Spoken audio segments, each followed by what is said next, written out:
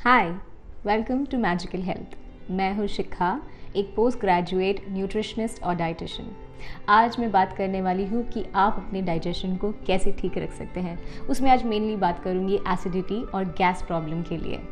तो सबसे पहले हम ये समझेंगे कि नॉर्मली खाना डाइजेस्ट कैसे होता है, तभी तो पता चल पाएगा ना कि एबनॉर्मली हो क्या रहा है।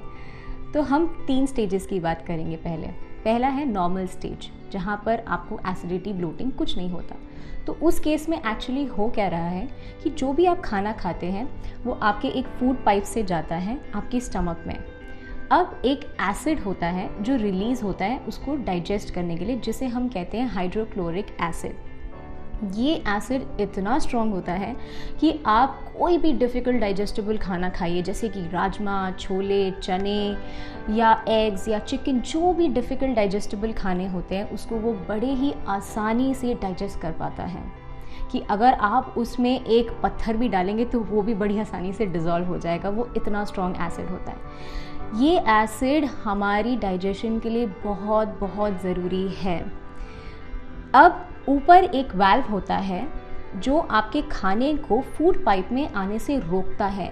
इसमें एक सेंसर होते हैं जिसकी वजह से उसे ऐसा लगता है कि खाना डाइजेस्ट हो रहा है, तो खाने को ऊपर जाने नहीं देना है। इस तरीके से हमारा पेट का डाइजेशन काम करता है। ये होता है नॉर्मल स्टेट।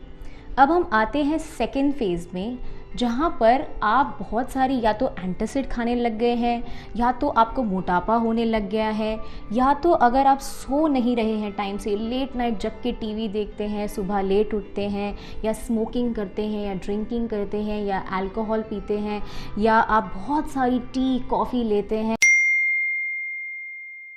तो ऐसे केस में क्या होने लगता है कि धीरे धीरे आपका ये स्टमक एसिड कम रिलीज़ होने लगता है। जब भी आप खाना खाते हैं तो स्टमक इतना सारा एसिड प्रोड्यूस नहीं कर पाता डाइजेस्ट करने के लिए, जिसकी वजह से आपको ब्लोटिंग, गैस, एसिडिटी की प्रॉब्लम होती है। अब आप सोचेंगे ये एसिडिटी क्यों हो रही है? एसिडिटी का मतलब है ज़्यादा एसिड बनना?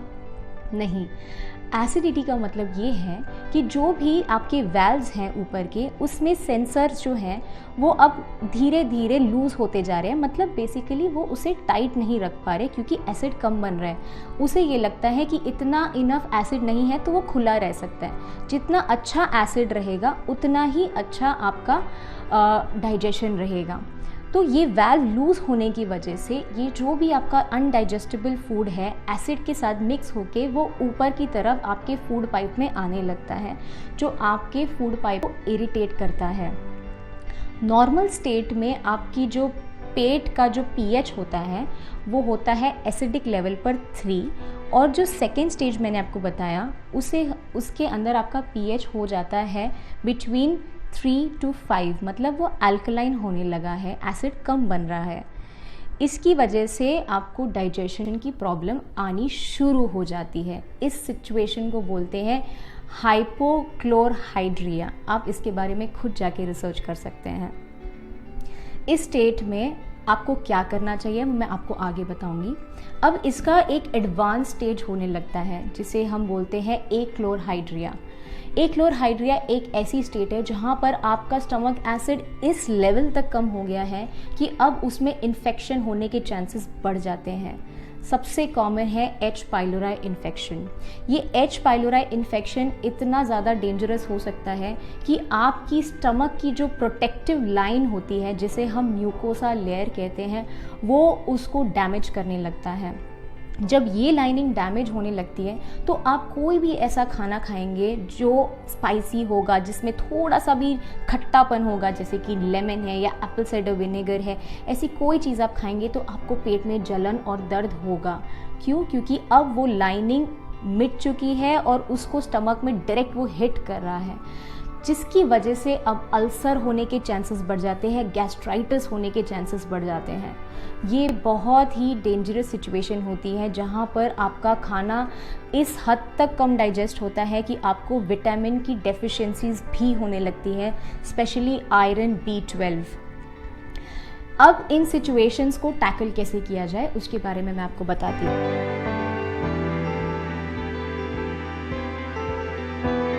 सबसे पहले तो ये समझना है कि जो एच पाइलोराई इन्फेक्शन यानी कि थर्ड स्टेज जो है, जहाँ पे आपको गैस्ट्राइटिस हो गया है या पेप्टिक अल्सर हो गया है, उसमें आपको डॉक्टर की सलाह लेना बहुत बहुत ज़रूरी है, क्योंकि इसको आप एसिडिक फूड खाएंगे तो उससे वो ठीक नहीं होगा।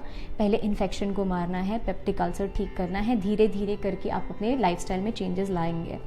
ये पहली चीज़ है। जो भी मैं आज गाइडलाइंस दे रही हूँ वो स्टेज 2 के लिए है, दैट इज़ हाइपोक्लोरहाइड्रिया। अपना एसिड आप आराम से अपनी डेली फूड्स के साथ इम्प्रूव कर सकते हैं। वो कैसे कर सकते हैं? सबसे पहले तो अगर आपको एसिडिटी की प्रॉब्लम हो रही है तो आप इमिजिएटली बेकिंग सोडा डाल के पीजिए पानी में। आप एंटासिड खाएंगे तो धीरे धीरे आपका एसिड लेवल इस लेवल तक कम होने लगेगा कि आप क्लोरहाइड्रिया स्टेज में पहुंच जाएंगे, जो कि हमें नहीं चाहिए।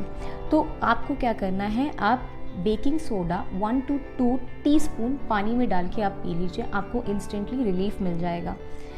देन उसको परमानेंटली कैसे चेंज किया जाए? एप्पल साइडर विनेगर, जो कि एप्पल का सिरका होता है, वो आज कॉमनली अवेलेबल है हर जगह पर, आप वो लीजिए। 1 से 2 चम्मच 1 to 2 टीस्पून पानी में डालकर आपके जो भी आप खाना खाते हैं, ब्रेकफास्ट, लंच और डिनर, उसके पहले आपको ये पीना है। आप जब उसे पिएंगे आपको इमिडिएटली खाना खाना है, आपको एम्प्टी स्टमक, ज़्यादा गैप नहीं रखना है, वरना आपको और ज़्यादा बर्निंग सेंसेशन होगा। तो आप अगर बहुत ज़्यादा सेंसिटिव हैं तो आप एक और चीज़ कर सकते हैं कि आप खाने के बीच में आप एप्पल साइडर ले सकते हैं, अगर आपको इसकी प्रॉब्लम है तो। पर एक चीज़ का ज़रूर ध्यान रखना कि एप्पल साइडर विनेगर जब आप पानी में डाल के पीते हैं तो ज़रूर स्ट्रॉ से पीना है, वरना आपके दांत बहुत सेंसिटिव हो जाएंगे। अगर आपको सेंसिटिविटी की प्रॉब्लम है तो एप्पल साइडर विनेगर की टैबलेट्स भी मिलती हैं, जो आप खाने से पहले खा सकते हैं, खाने के बीच में लेके खा सकते हैं। 1 से 2 या उससे भी 2 या 3 भी ले सकते हैं, डिपेंडिंग अपॉन आपकी एसिडिटी प्रॉब्लम कितनी ज़्यादा है।